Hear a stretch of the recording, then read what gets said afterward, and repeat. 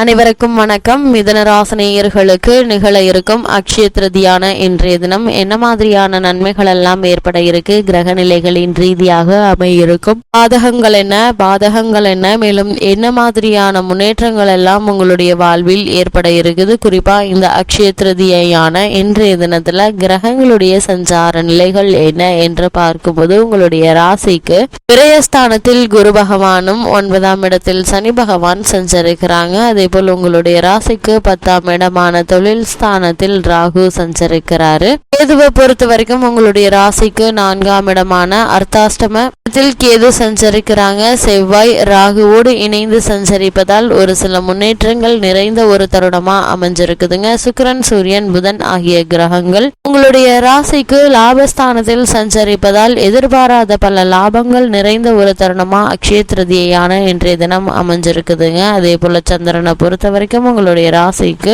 விரயஸ்தானத்தில் சஞ்சரிப்பது எண்ணற்ற முன்னேற்றங்களை வாரி வழங்கக்கூடிய ஒரு தருணமா அமைஞ்சிருக்குதுங்க. அந்த வகையில மேலும் என்ன மாதிரியான முன்னேற்றங்கள் எல்லாம் உங்களுடைய வாழ்வில் ஏற்பட இருக்குது, குறிப்பா அக்ஷய திருதியான இன்றைய தினத்துல என்ன இதை வாங்கினால் செல்வம் பெருகும், இன்றைய நாள்ல என்ன செய்ய வேண்டும், என்ன செய்யக்கூடாது என்பது குறித்தான முழுமையான பதிவு தான் இந்த வீடியோல நம்ம விரிவா பார்க்க போகிறோம். அதற்கு முன்னாடி அக்ஷய திருதியை பற்றி சற்று விரிவாக தெரிந்து கொள்ளுங்கள்.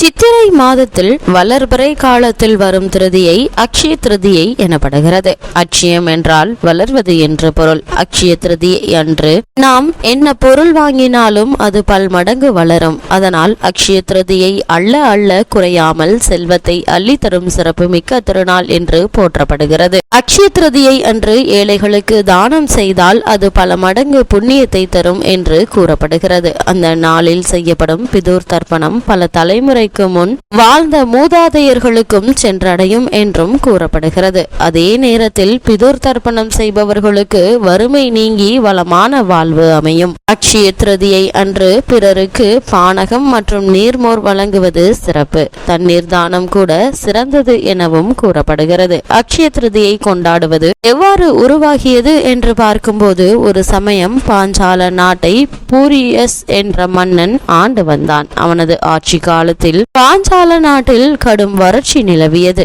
மன்னரும் மக்களும் வறட்சியால் கடும் அவதியுற்றனர். அப்போது வேற்று நாட்டு மன்னர்கள் பாஞ்சாலை நாட்டின் மீது போர் தொடுத்து வந்தனர். போரில் வெற்றி பெற்று அவனது நாட்டையும் கைப்பற்றினர். ஆனால் மன்னன் பூரியஸ் எதிரிகளின் கைகளில் சிக்காமல் தன் மனைவியுடன் காட்டுக்குள் சென்று தப்பி ஓடினான். செல்லும் வழியில் சில முனிவர்களை சந்தித்தான். தனது குறைகளை அவர்களிடம் முறையிட்டான். தனது நிலைமைக்கு காரணம் வேண்டி நின்றான். முனிவர்களும் தனது ஞான திருஷ்டி மூலம் அவனது நிலைமைக்கான காரணத்தை கண்டறிந்தனர்.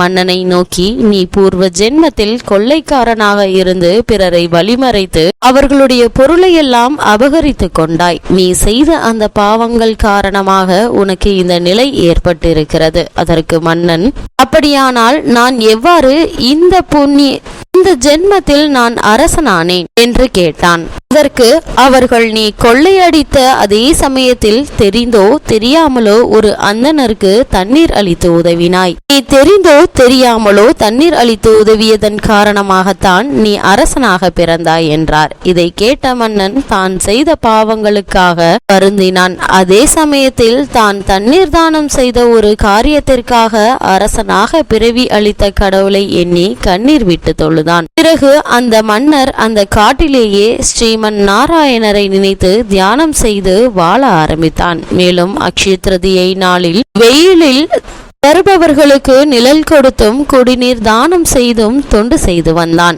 மன்னனின் தொண்டை கண்டு ஸ்ரீமன் நாராயணன் அவனுக்கு காட்சியளித்தார். என்ன வரம் வேண்டும் என்று கேட்டார். மன்னன் இறைவனிடம், சுவாமி, நான் அடுத்த பிறவியில் புழுவாய் பிறந்தாலும் உன்னிடம் மாறாத பக்தி கொண்டவனாக இருக்க வேண்டும் என்றான். அதற்கு இறைவனும் அவன் என்னப்படியே வரம் கொடுத்தார். பூரியஸ் மன்னனுக்கு மகாவிஷ்ணு தரிசனம் கொடுத்த நாள் அக்ஷய திருதியாகும். அவன் செய்த தானத்தின் பலனாக சில நாட்களில் உறவினர்கள் சிலர் உதவியுடன் மீண்டும் ஆட்சியை கைப்பற்றினான். அதன் பிறகு நல்ல முயற்சியில் ஆட்சி செலுத்தினான். இது மட்டுமில்லாமல் இந்த அக்ஷயம் என்றால் தேயாது, குறையாது, வளர்தல் என்று பொருள். எல்லா நலன்களையும் குறைவில்லாது அள்ளி கொடுக்கும் இந்த திருதியை நாளன்று தானங்கள் செய்து புண்ணியத்தை பெறுவது மிக மிக சிறப்பு. இந்த சித்திரை மாதத்தில் அமாவாசைக்கு பின் வரும் வளர்பிறை திதியையே அக்ஷய திருதியை. அச்சயம் என்றால் தேயாது, குறையாது, வளர்தல் என்ற பொருள். எல்லா நலன்களையும் குறைவில்லாது அள்ளி கொடுக்கும் இந்த திருதியை நாளன்று தானங்கள் செய்து புண்ணியத்தை பெறுவது மிகவும் சிறப்பு. இந்த அக்ஷய திருதியை நாளில் என்னென்ன செய்ய வேண்டும் என்று பார்க்கும்போது, அக்ஷய திருதியை அன்று அதிகாலையிலேயே எழுந்து நீராடிவிட்டு பூஜை அறையில் கோலமிட வேண்டும். அதன் மேல் வாழை இலை ஒன்றினை வைத்து இலையின் நடுவே கொஞ்சம் பச்சரிசியை பரப்பி அதன் மேல் ஒரு செம்பில் நீர் நிரப்பி மாவிலை மஞ்சள் தடவிய தேங்காய் வைத்து கலசமாக்குங்கள். கலசத்தின் அருகே ஒரு படியில் நெல் நிறைத்து வைக்க வேண்டும். அதன் பின் கலசத்திற்கு பொட்டு பூ வைத்து, லட்சுமி நாராயணர் படம் இருந்தால் அதற்கு பொட்டு பூ வைத்து குத்துவிளக்கை ஏற்றி வைக்க வேண்டும். அத்துடன் புதிதாக வாங்கிய பொருளை கலசத்தின் முன்பாக வைக்க வேண்டும். அந்த பொருள் விலை உயர்ந்த பொருளாகத்தான் இருக்க வேண்டும் என்று அவசியமில்லை. இப்படி செய்வதால் அஷ்டலட்சுமி உங்கள் இல்லம் தேடி வருவாள் என்பது நம்பிக்கை. இன்றைய நாள் கோவிலுக்கு செல்வது நல்லது. அதன் பிறகு முழு முதற் கடவுளான பிள்ளையாரை வணங்க வேண்டும். அப்போது உங்களுக்கு தெரிந்த துதிகளை சொல்லி வணங்குவது மிகவும் சிறப்பு. அன்றைய தினம் மாலையில் அருகிலுள்ள சிவாலயம், பெருமாள் கோவில் என்று உங்களால் எந்த கோயிலுக்கு சென்று தரிசனம் செய்ய வேண்டும். அதன் பின்னர் வீட்டிற்கு வந்து மீண்டும் தூப தீப ஆராதனையை கலசத்திற்கு செய்துவிட்டு கலசத்தினை வடக்கு பக்கமாக நகர்த்தி வைக்க வேண்டும். கலசத்தினை நகர்த்துவது விரதத்தினை நிறைவு செய்துவிட்டதாக அர்த்தம். விரதம் இருக்கும் முறையை பொறுத்தவரைக்கும் அக்ஷய திருதியை அன்று உணவு உண்ணாமல் விரதம் இருப்பது, எளிய திரவ ஆகாரம் மட்டும் எடுத்துக்கொள்வது என்பது அவரவர் உடல் நலத்தை பொறுத்தது. உண்ணாவிரதம் இருக்க வேண்டும் என்பது அவசியமில்லை. இந்த அக்ஷய திருதியை அன்று என்ன வாங்க வேண்டும் என்று பார்க்கும்போது, தங்கம் மட்டுமே வாங்க வேண்டும் என்றும் தங்கம் வாங்கினால்தான் தங்கும் என்றும் அது மென்மேலும் பெருகும் என்பதில்லை. அன்றைய தினம் என்ன வாங்கினாலும் அது பல மடங்கு பெருகும் என்பதுதான் நம்பிக்கை. அன்றைய தினம் வாங்கப்படும் எந்த பொருளும் இல்லத்தில் குறைவின்றி நிறைந்திருக்கும் என்பது நம்பிக்கை. எனவேதான் இந்நாளில் தங்கம் வாங்க விரும்புகின்றனர். ஆனால் இவ்வளவு விலை உயர்ந்த பொருளை அனைவராலும் வாங்க இயலாது. அதற்காக மனம் தளர வேண்டாம். உப்பு, அரிசி மற்றும் தேவையான ஆடைகள், ஏதாவது ஒரு சிறு பாத்திரம் என எதை வேண்டுமானாலும் வாங்கலாம். பெண் பார்த்து சுபகாரியங்களை இந்நாளில் செய்வது நல்லது.